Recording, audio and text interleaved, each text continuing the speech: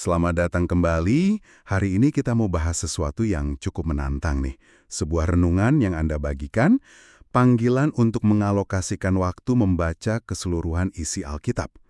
Judulnya aja udah bikin mikir ya. Iya, betul. Renungan ini mengajak kita melihat Alkitab bukan cuma sebagai kumpulan kutipan favorit gitu, tapi sebagai satu cerita utuh. Menarik. Biasanya kan kita ambil ayat per ayat ya. Nah, itu dia. Sumber ini berangkat dari keyakinan kalau inti iman itu ya mengenal pribadi yang kita percaya, dan Alkitab dilihat sebagai bisa dibilang wahyu utama untuk kenal Dia. Wahyu Uturamaya, bahkan disebut sebagai nafas Allah sendiri. Ada rujukannya ke 2 Timotius 3:16, jadi tekanannya itu bukan sekedar tahu tentang, tapi benar-benar mengenal lewat seluruh firman-Nya. Oke. Jadi mari kita gali lebih dalam nih. Kenapa sih menurut sumber ini membaca keseluruhan Alkitab itu jadi penting banget? Terus apa iya kita bisa selesai baca dalam waktu singkat? Dan gimana caranya biar ini jadi pengalaman bukan cuma tugas? Nah, alasan utamanya cukup mendasar. Penulisnya mengutip Hosea 4:6. Anda tahu kan, umatku binasa karena kurang pengetahuan. Ini dipakai untuk menggarisbawahi kalau pemahaman sepotong-potong itu bisa bahaya. Bahaya gimana maksudnya? Ya, karena dikatakan bahwa seluruh narasi rencana penebusan, janji Tuhan, hukumnya, kasihnya, itu semua terjalin rapi di seluruh kitab. Nggak bisa dipisah-pisah. Jadi membaca utuh itu kayak, ya tanggung jawab rohani lah, biar dapat gambaran penuh. Tanggung jawab ya. Oke, masuk akal sih urgensinya. Tapi, nah ini dia, soal waktu. Penulisnya bilang kita bisa baca 1189 pasal itu dalam 90 hari. Iya, itu klaimnya. Itu kan berarti sekitar 13-14 pasal tiap hari ya. Perlu waktu katakanlah 45-60 menit. Wah, kedengarannya intens banget. Ini realistis atau cuma, ya target ideal aja? Penulisnya sih kelihatannya yakin banget ini bisa. Mungkin angka 90 hari itu sengaja ya, biar jadi target konkret sekaligus pemacu semangat gitu. Biar nggak baca sesempatnya aja gitu ya? Betul. Mungkin tujuannya mendobrak kebiasaan lama dan membangun disiplin baru. Ditekankan banget kalau kuncinya itu komitmen sama kerinduan hati, bukan soal bisa baca cepat atau enggak. Oke, jadi bukan cuma soal ngejar target pasal per hari aja. Ada aspek lain dong kalau gitu, biar nggak jadi kayak checklist doang. Tepat sekali, kuantitas gak jamin kualitas kan? Penulis ini sangat menekankan peran Roh Kudus.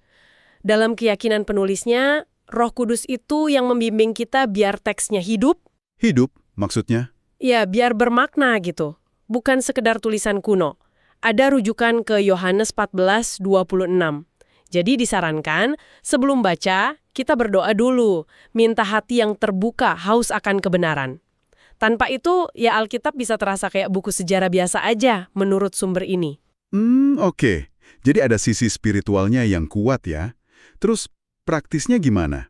Ada panduan lebih detail nggak selain target harian itu? Ada. Malah dikasih contoh jadwal harian. Hari pertama misalnya, Kejadian 1-14. Terus ada catatan juga soal fleksibilitas. Kitab-kitab pendek bisa digabung bacanya. Oh, jadi ada contohnya ya? Bahkan, ini yang menarik, penulisnya sampai nawarin bantuan pribadi buat bikin jadwal custom, bisa format Excel atau dicetak. Ini menunjukin keseriusan dia buat bantu orang benar-benar melakukan ini. Wah, niat banget ya. Jadi, semua upaya ini, target waktu, saran berdoa, jadwal, muaranya kemana sih? Apa tujuan akhirnya? Ya, balik lagi ke tujuan awal tadi, mengenal Tuhan lebih dalam.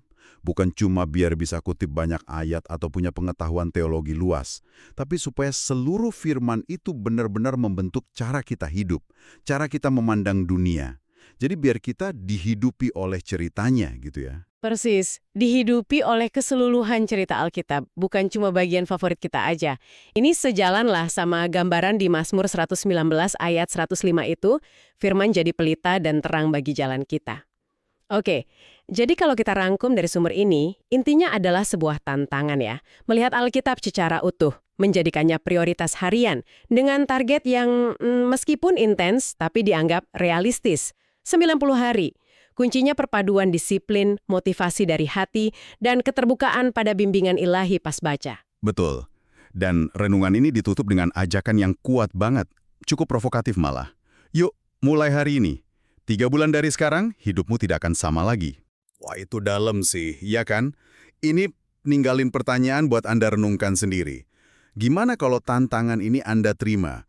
Kira-kira apa ya yang bakal berubah dalam pemahaman Anda, hubungan Anda dengan yang ilahi, kalau Anda benar-benar meluangkan waktu menyelami seluruh narasi besar ini?